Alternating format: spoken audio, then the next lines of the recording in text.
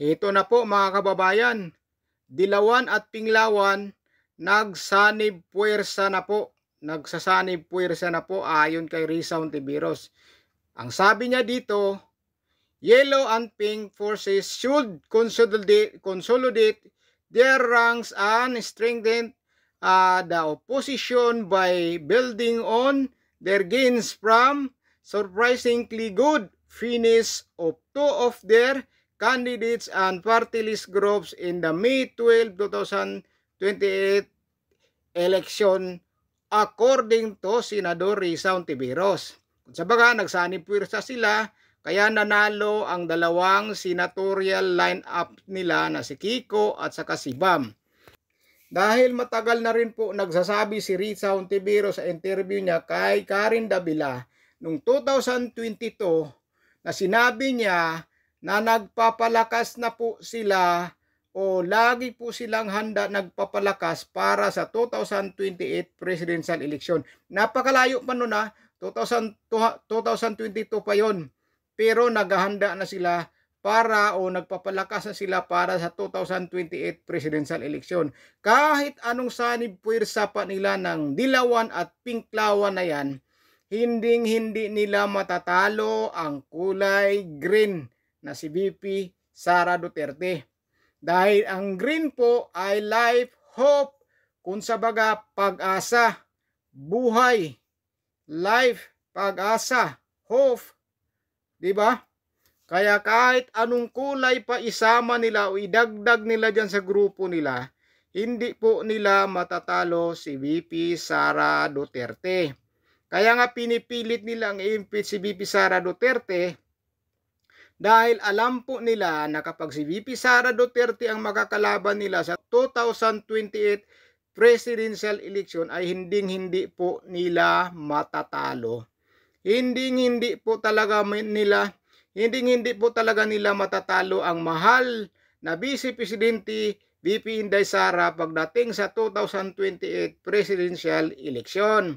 Kahit anong sanib pa ng Pinklawan, Dilawan na yan, wala yan. Walang panama o walang panalo kay VP Sara Duterte. Kaya pilit nilang sinisiraan si VP Sara Duterte dahil nga sa kanilang paghahanda yan. Kung hindi nila matatalo si VP Sara Duterte pagdating sa impeachment. Dahil hindi naman po talaga yan mai-impeach si VP Sara Duterte. Mababasura lang po yung impeachment complaint na yan. Madidismiss po yan dahil madidismaya itong mga to. Madidismaya po itong mga to. Kahit ano pang gawin nila, hindi nila matatalo si VP Sara Duterte. Dadaan sila ng butas ng karayom. Kahit dadaan pa sila ng butas ng karayom, hindi po sila mananalo kay VP Sara Duterte. Kahit anong sanib puwersa pa nila dyan, Pinklawan, Dilawan, hindi nila mapabagsak si VP Sara Duterte. Yan si Dilima, si Jokno, hindi pa nga yan sila nananalo. Naririnig nyo ba mga sinasabi? Puro VP Sara Duterte, puro impeachment, puro impeachment. Hindi yan magtatrabaho kapag nakakaupo na ang mga yan. Ang gagawin niyan, maghahabol at maghahabol lang po kay VP Sara Duterte yan. Hindi yan magtatrabaho para sa taong bayan ang mga yan. Magpapaluklok yan sa pwesto para lang hahabulin nila si VP Sara Duterte kung paano nila mapabagsak dahil alam nila na hindi sila mananalo pagdating sa 2028 presidential election kapag si VP Sara Duterte ay makakatakbo bilang Pangulo o susunod na Pangulo. Kung si Risa tatakbo bilang Pangulo, nako po, 3% nga lang ito 3% lang. Tapos nangarap siya maging Pangulo. Kahit si Lini pa tumakbo, hindi niya matatalo si VP Sara Duterte. Idadaan lang po nila yan sa mga artista. Idadaan po nila yan sa mga artista pagdating sa mga rally-rally. Dadaan nila yan sa mga artista, pa-concert ng mga artista dahil maraming artista ang ABS-CBN Siyempre, hawak nila yan. Kakampi nila yan. Dadaanin nila dyan. Pero kaso, pagdating sa Mindanao at Visayas, wala sila. Kulilat sila. Kahit mananalo pa sila sa Luzon, hindi nila matatalo ang sanib puwersa ng Mindanaoan at mga Cebuanos. Hindi nila matatalo ang Mindanaoan at Visayas. Kahit ano pang ikot nila doon, baka Duterte lang isisigaw sa mga rally nila doon. Hindi po talaga nila matatalo si VP Sara Duterte. Kahit ano pong gawin nila, hindi nila mapabagsak si VP Sara Duterte. Ngayon pa nga lang, di ba mga kababayan, tingnan niyo yung ukta na yan, walang laging ilabasan kundi pabor sa kanila yan. Tingnan nyo, nung una yung impeachment ni VP Sara Duterte, 85% daw ang pabor na ma-impeach si VP Sara Duterte. Uy! Kita mo lang yun, di ba? Pagdating sa comment section at saka reaction, pinagtatawanan lang ang survey ng Okta. Tapos survey na naman nilang bago ngayon doon sa ICC na mas 57% pa daw o 57% ang gustong babalik ang Pilipinas sa ICC. Nung ipinost nila, pinagtawanan lang po, kabaliktaran ang resulta. Kaya yung sa ganang mamamayan sa Net 25, nag-survey din sila sa tanong nila o nagtanong din sila doon sa kanilang programa. Alam nyo ba ang mga sagot ng mga tao doon? Wala ni isang pabor na babalik ang Pilipinas sa ICC. Zero po, zero. Walang sumagot na oo, babalik tayo. Di ba? Kaya wala yung survey ng Okta na yan. Wala yan, puro yung kasinungalingan. Hindi yan totoo dahil pagkadating sa comment section at saka sa mga reaksyon, yan po ang totoo. Totoo po talaga yan. Dahil pinagtatawanan lang sila. Wala na pong naniniwala sa kanila. Kahit anong gawin nila paninira kay VP Sara Duterte.